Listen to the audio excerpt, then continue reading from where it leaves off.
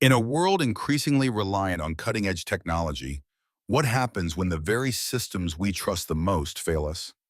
Imagine a quiet desert airfield, the scent of old aviation fuel in the air, and a woman whose hands know the soul of an aircraft better than any computer ever could.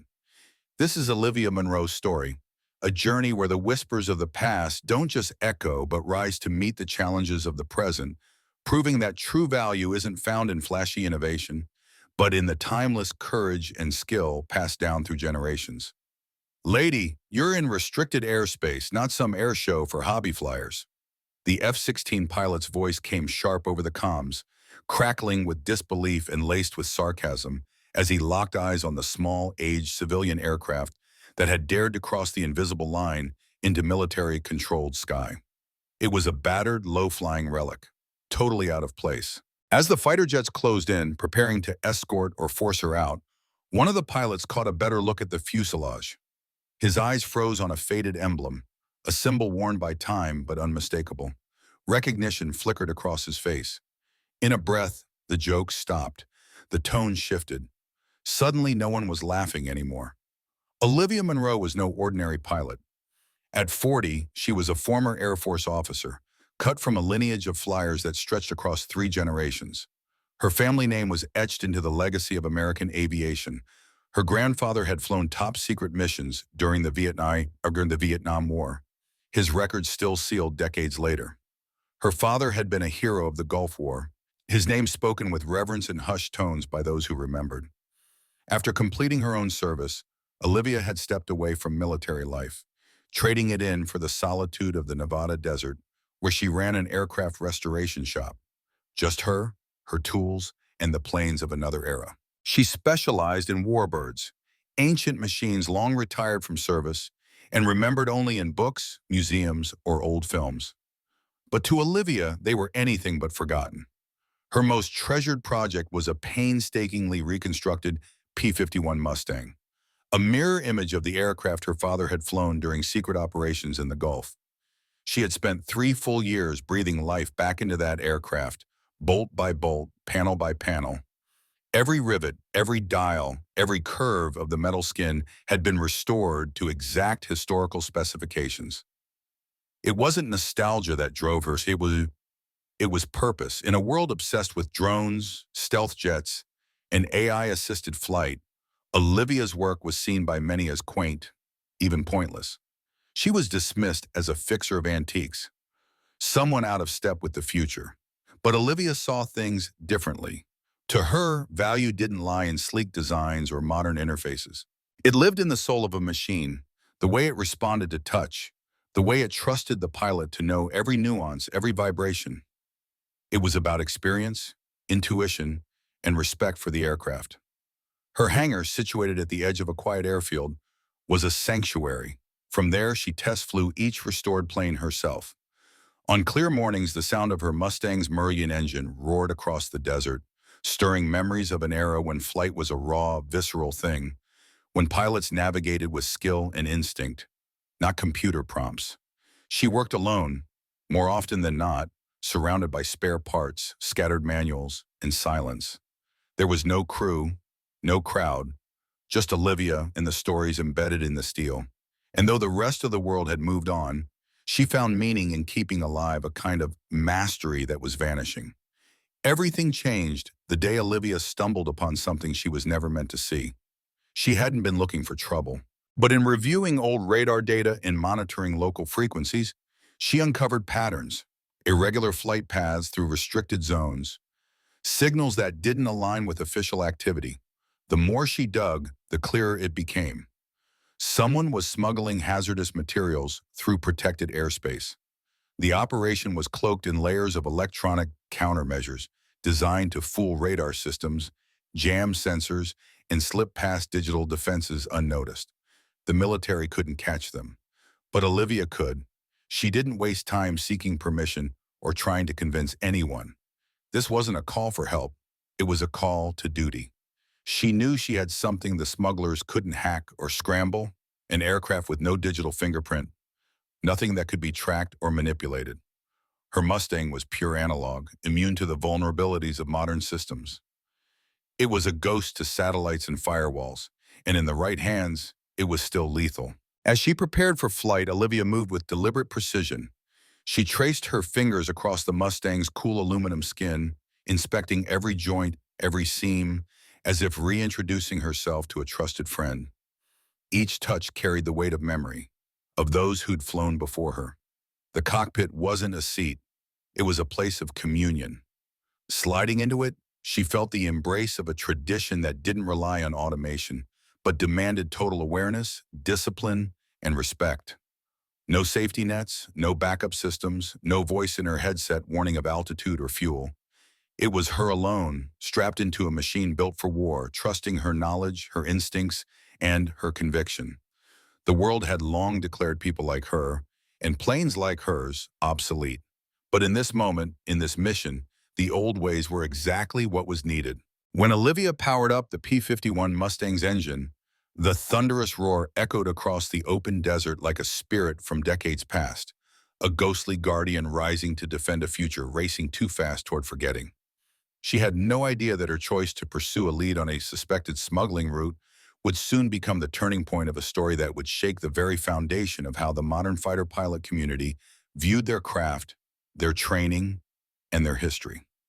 As her Mustang sliced into restricted military airspace, the reaction was immediate. Two F-16 Fighting Falcons launched into motion, carving the sky with ruthless speed and pinpoint coordination. Their targeting systems locked onto the unfamiliar radar signature of the vintage aircraft in moments. The radio crackled with a sneer barely hidden beneath protocol. "Vintage ride, lost your way to the air show, ma'am?" Olivia didn't respond. Her hands remained steady on the controls, her eyes scanning the rugged terrain below, for anything that might indicate smuggling activity. Makeshift landing strips, camouflaged aircraft, unusual movement in the dust and heat ripples of the canyon floor. Every muscle in her body was tuned to the mission. There was no room in her focus for ego or banter. The second pilot chimed in with mockery thinly veiled as professionalism. "Probably filming a YouTube stunt. Let's wrap this up and get back to real patrol work." Their voices, dismissive and arrogant, sounded exactly like so many others she had endured throughout her career. Men and women alike who couldn't understand why someone would choose to work with machines from another era, who equated old with irrelevant. Olivia's jaw tensed. The familiar loneliness welled in her chest, an ache born of being the only one carrying a torch no one else believed still mattered. Her fingers brushed a worn insignia bolted to her instrument panel. It was small, easy to miss, but packed with meaning. The emblem of Phoenix Squadron, her father's old unit, now nothing more than a rumor in military folklore. Officially, Phoenix had been disbanded in the early 90s. Unofficially, their operations had been so highly classified that most people with top-secret clearance still wouldn't have access to their files. They were ghosts in the system, vanished by design, erased from history before the public could ever ask why. Now, flying a restored warbird her father once revered, Olivia carried that legacy in silence. The F-16s closed in, their paths tightening as they prepared to intercept and escort or force her out of the airspace. One of them glided up beside her, angling his jet just enough to catch a clearer glimpse of the old plane and the stubborn woman flying it. That's when it happened. Sunlight glanced off the Mustang's polished skin, hitting just the right angle. For a second, barely more than a flicker, the old silver emblem of the Phoenix blazed into view. Olivia had spent countless hours restoring it by hand, preserving its detail with painstaking care. Faded, subtle, and nearly invisible under normal light, the symbol now flared like a signal through time. The F-16 pilot saw it and froze. His breath caught. His voice, just moments ago full of superiority, now quavered with a deep, shaken confusion. We need immediate clarification. Phoenix mark. Repeat. Phoenix marking identified on civilian aircraft." Suddenly, the radio went dead. Inside the air traffic control center, a flurry of confusion erupted. Controllers scrambled to figure out what they had just heard. They ran database queries. Nothing came up. No squadron named Phoenix existed in any current or past logs. It simply didn't exist. But when the pilot's report reached higher systems, those wired into intelligence nodes with compartmentalized access. Red alerts silently lit up, the kind that didn't trigger alarms in the room, but sent encrypted messages to people whose names weren't even spoken aloud. Staffers with no clearance stared helplessly as their screens locked down. Emergency protocols activated without explanation.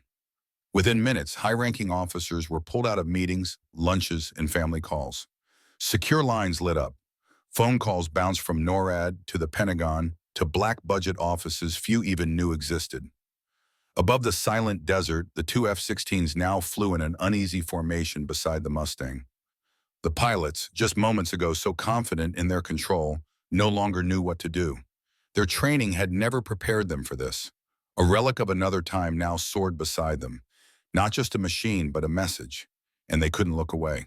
The F-16 pilot, who, only moments earlier, had been casually joking about air shows, now spoke with a markedly different tone, controlled, serious, and edged with caution. "Ma'am, we need you to identify yourself and state your mission parameters." Olivia finally responded after a long stretch of radio silence. Her voice was composed, her tone crisp and deliberate, carrying the unmistakable confidence of someone who had been here before. "This is Mustang 77. I am conducting reconnaissance of suspected illegal activity in grid sector Charlie 9, requesting clearance to complete the mission." Her phrasing was textbook, precise, no wasted words, no hesitation. But more than that, it was her authoritative delivery that cut through the tension. This wasn't the voice of a lost civilian or an attention seeker on a joyride. She was calm, experienced, fluent in the unspoken language of military protocol. "Mustang 77, stand by for instructions," came the reply from air traffic control. Everyone on the channel knew that no manual covered this kind of scenario.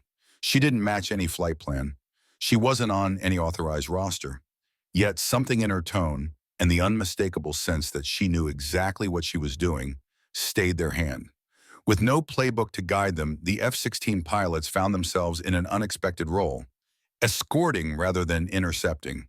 They held tight formation beside her as she continued flying her deliberate grid pattern, slowly sweeping the desert below like someone reading a book only she understood. From her cockpit, Olivia could see the sleek, aggressive lines of the modern fighters holding position beside her aging warbird. The contrast was poetic. Here was cutting-edge technology flying wing to wing with living history, a relic of another generation, yet still formidable in the sky. The pilots in the F-16s were highly trained, most of their flight hours logged in advanced simulators and fly-by-wire jets. They knew speed, maneuverability, weapon systems. But they had never flown like this, never had to listen to the subtle changes in engine pitch, feel the shift of wind on the wings, or adjust trim and throttle with instinct instead of software. 20 minutes passed in taut silence. Higher-ups scrambled behind the scenes trying to determine how to proceed. This wasn't in the training manuals. How do you handle a pilot with credentials from missions that officially never existed? Missions buried so deeply that even classified archives offered only redacted shadows. Finally, after what felt like an eternity, the radio crackled to life with new orders. "All aircraft, maintain current formation. Do not interfere with Mustang 77's operations. Observe and report only." The F-16 pilots exchanged looks through their visors.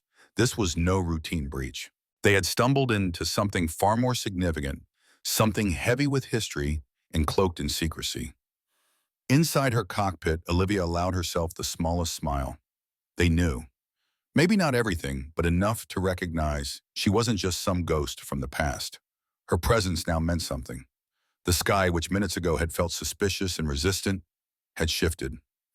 It didn't feel welcoming, not quite, but it wasn't hostile anymore. There was a kind of quiet reverence now, a recognition of the weight she carried, the history she embodied, and still she flew. While command centers scrambled to verify the meaning of the barely documented Phoenix Squadron insignia on her fuselage, Olivia continued her search. The restricted desert landscape below was a maze of rugged canyons and shadowed valleys, terrain that satellites and drones often overlooked or misread. But Olivia's eyes, trained by years of low-altitude reconnaissance and instinct, sharpened by forgotten missions, scanned it with an unmatched precision. The F-16s still flanked her, no longer challengers, but silent witnesses. They watched her fly, truly fly, in a way none of their training had prepared them for. It was like watching a master craftsman at work. Every time her Mustang's engine tone changed, she responded without thought. An adjustment here, a correction there. When the wind shifted, she compensated manually, working in perfect rhythm with her aircraft, her hands and feet extensions of the machine. This wasn't just piloting, it was symbiosis. 40 minutes into her meticulous sweep, something changed. In a secluded canyon, more than 60 miles from the nearest flight corridor, she saw it, exactly what she'd come for.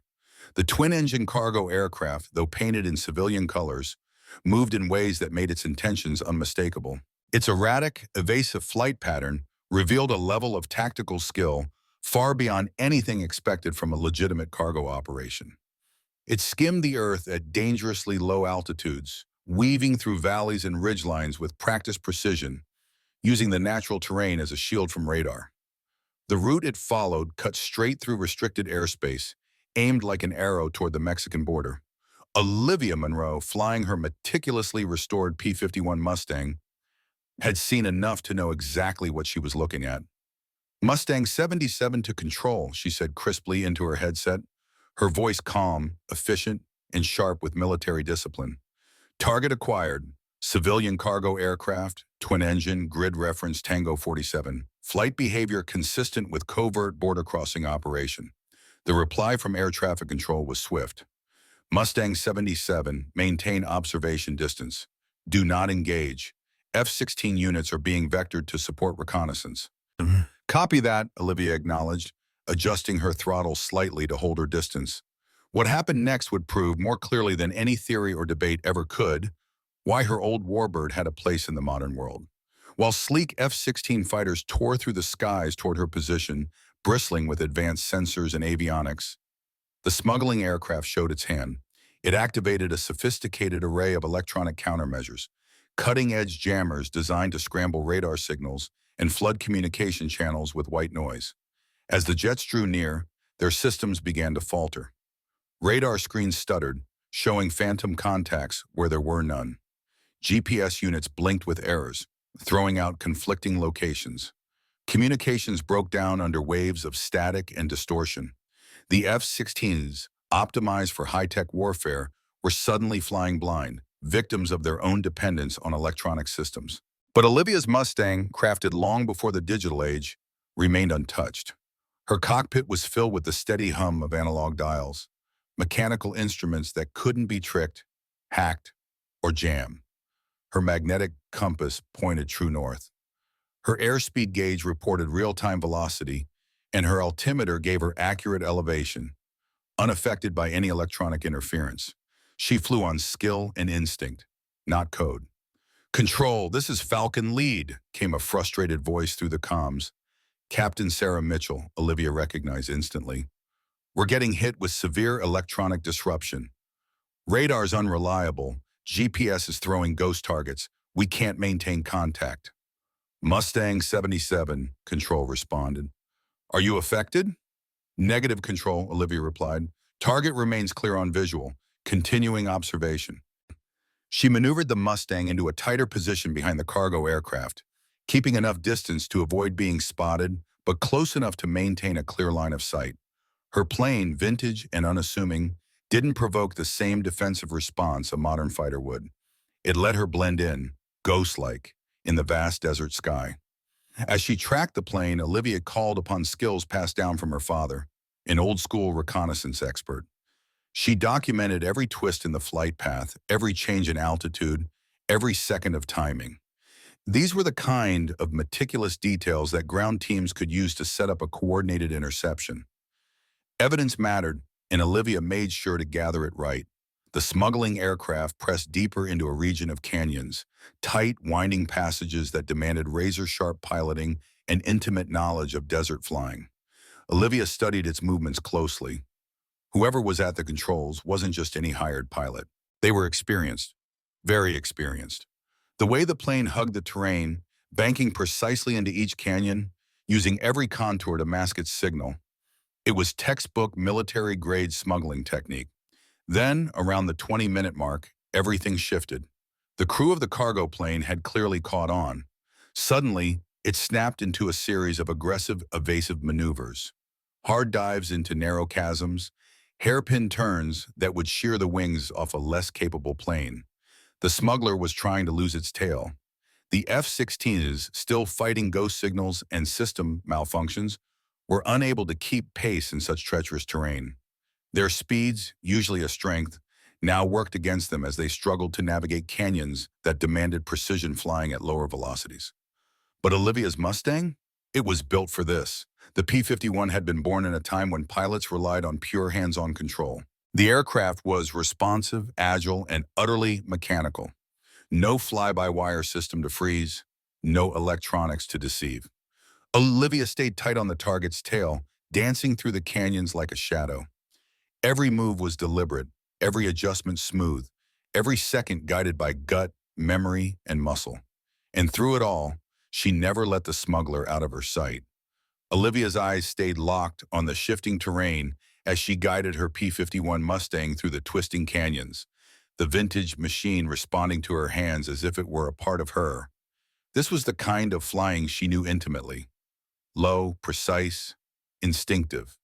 The Mustang's slower speed and agility at low altitudes gave her an edge that newer jets simply couldn't match in this environment. While others might have seen an old warbird, she saw a tool perfectly suited to this pursuit. Mustang 77, target is attempting evasion through Canyon Complex Delta, she relayed over the comms, her voice steady, controlled. Maintaining pursuit.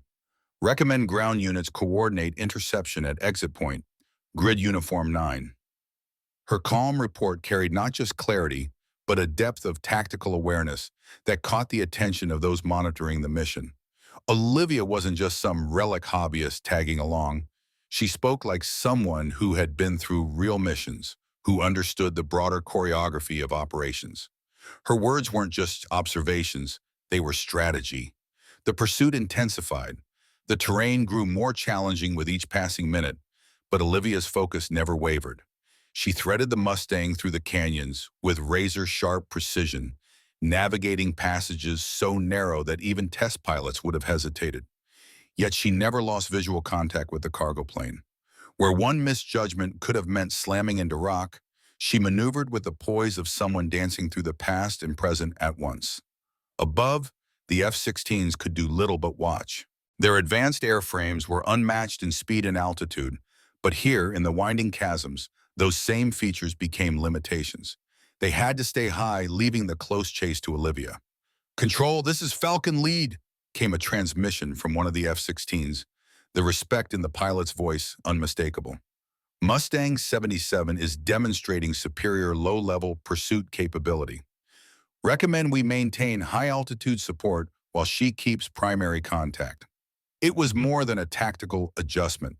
It was a quiet, professional concession, a recognition that, despite decades of evolution and technology, there were still moments where human instinct, raw skill, and old-school machines had their place, where they outperformed the future.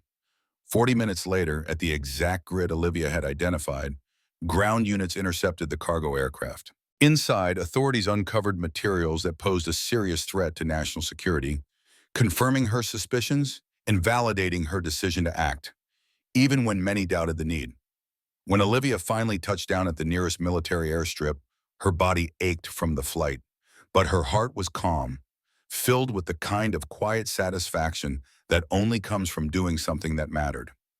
A crowd had gathered, base commanders, federal agents, and the same F-16 pilots who had watched her in awe. As she climbed down from the cockpit, the cool metal of the fuselage beneath her gloves, she scanned the faces before her. What she saw in their eyes wasn't novelty or polite acknowledgement. It was genuine respect, the kind she hadn't seen in years.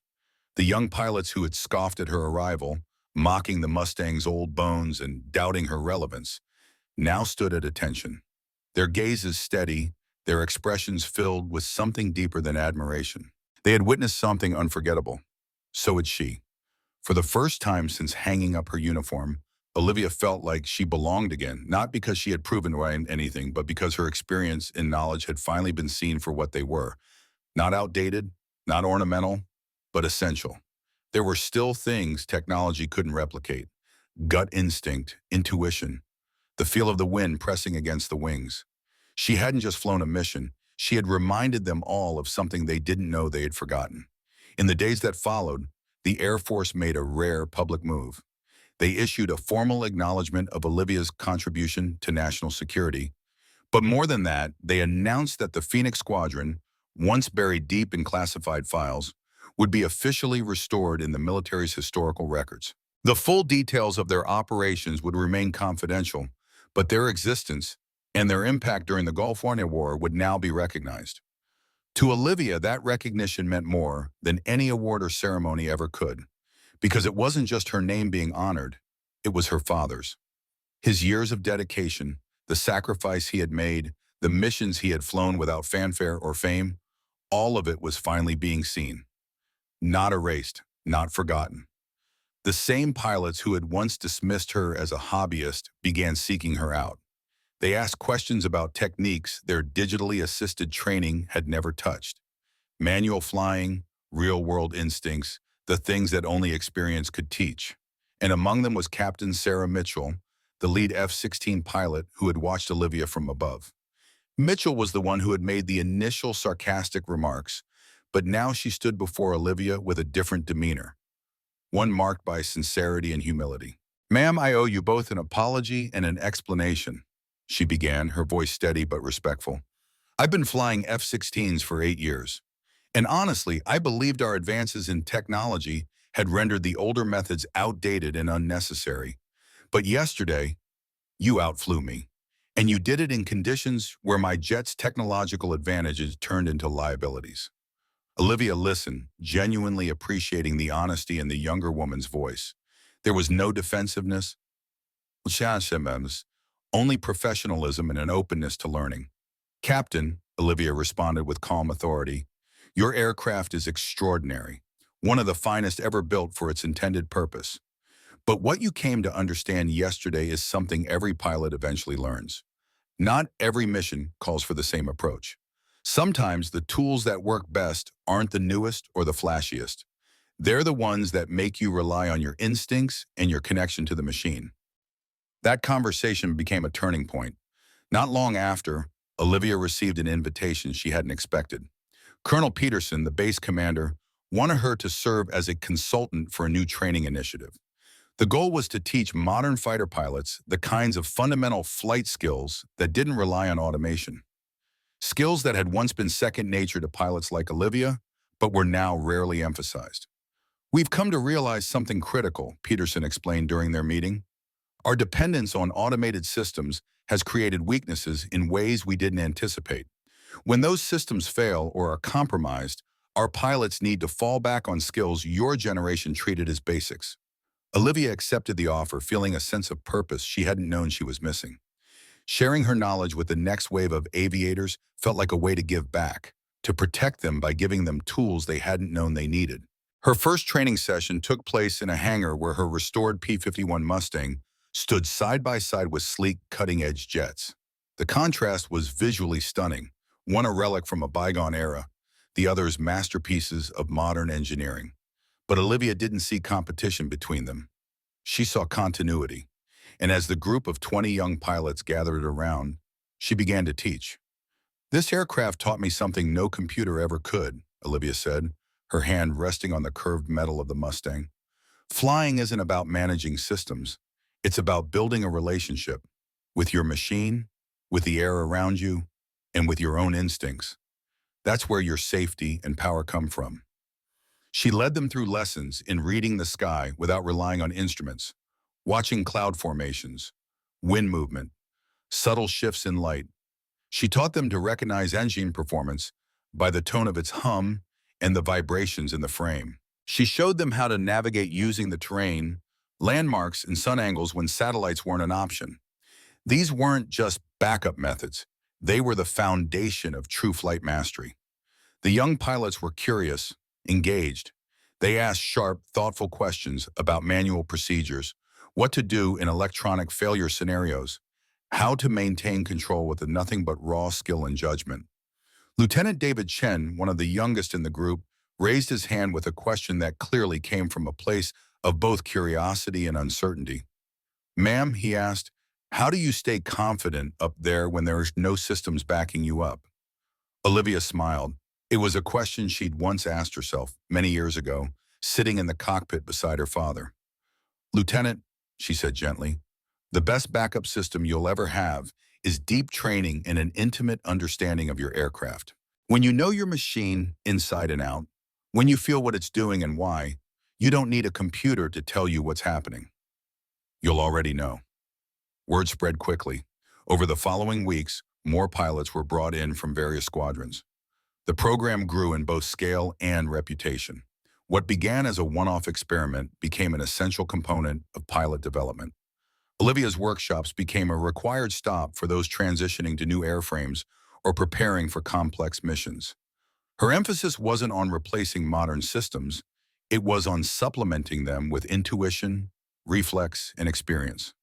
The woman who had once been dismissed as out of touch, a figure anchored in the past, had now become indispensable to the future of military aviation.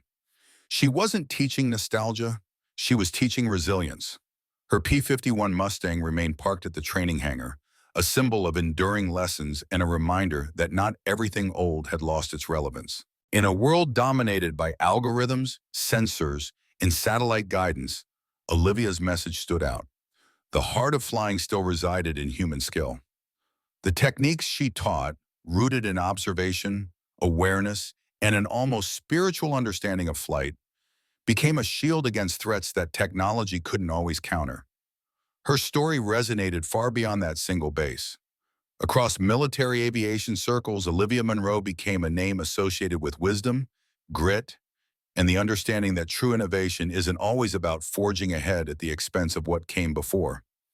Sometimes it's about reaching back, remembering why the old ways worked, and making sure that knowledge doesn't get left behind. When the moment demanded it most, the emblem of the long-hidden Phoenix Squadron finally emerged into the light, no longer confined to secrecy. It was now displayed with quiet pride in the Air Force Academy's Hall of Honor, its presence a solemn tribute to the once classified missions that had safeguarded the nation from the shadows. These operations, once shrouded in silence, were finally acknowledged for their essential role in protecting national security. 6 months after the high-stakes operation to intercept the smuggling aircraft, Olivia Monroe received an unexpected invitation. She was asked to speak at the International Conference on Aviation Security, where military leaders from across allied nations had gathered. Their shared goal was to understand how to merge timeless piloting skills with the increasingly complex demands of modern defense systems. Standing before decorated officers from around the world, Olivia spoke with clarity and conviction. "Many of our most serious vulnerabilities," she began, "stem from our growing dependence on systems that can be compromised. The strongest line of defense will always be pilots who can fly and fight when their screens go dark, when their machines stop talking to each other." Her message struck a nerve. Around the globe, air forces were confronting similar flaws in their training programs, which had leaned too heavily on digital automation and not enough on human instinct.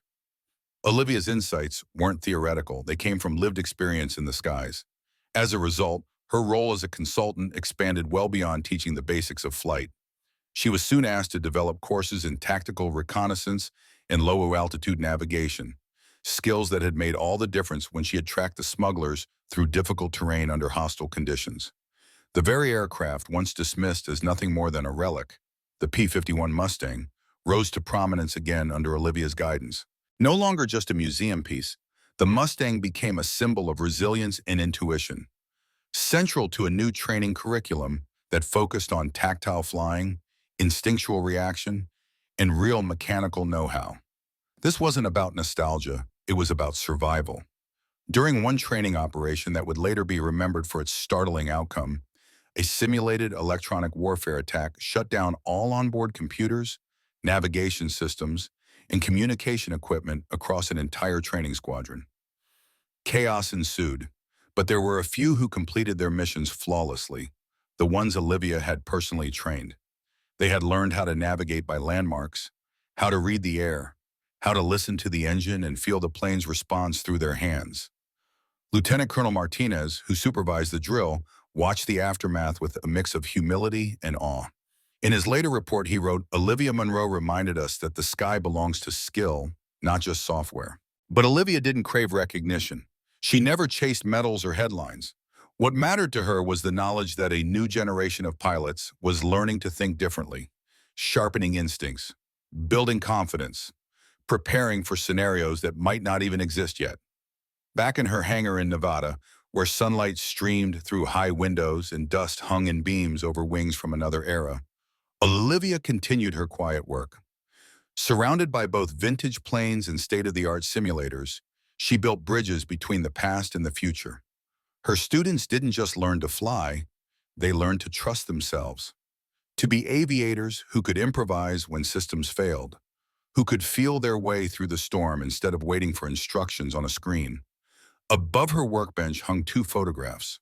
One showed her father, standing tall beside the original Phoenix Squadron aircraft, a man whose silence spoke volumes. Next to it was a more recent image. Olivia with one of her own trainees, a young pilot whose posture mirrored hers, whose eyes held the same quiet fire. That photo symbolized something more than mentorship. It marked the passing of legacy, a thread unbroken through time. There are markings that never fade, Olivia would say softly to her students, her voice carrying the weight of generations. They just wait for the right person to see them. And above the Nevada sky, where the desert heat shimmered and clouds drifted like old memories, her P-51 Mustang still soared. It wasn't just an aircraft, it was a reminder, a lesson written in metal and air. That honor doesn't lie in the machine beneath you. It lives in the hands that fly it.